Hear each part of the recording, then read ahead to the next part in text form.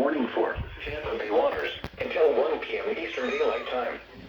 At 12:20 p.m. Eastern Daylight Time, a strong thunderstorm was located 12 nautical miles southeast of Hillsborough Bay, moving northwest at 25 knots.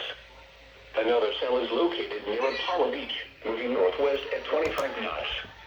Hazard, wind gusts to 40 knots. Source, radar.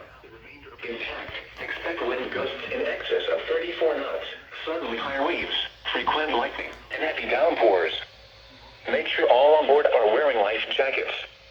Locations impacted include Getty Bridge, Old Tampa Bay, Howard Franklin Bridge, Tampa Bay, Gross Bay, Hillsborough Bay, and Courtney Kimball Causeway.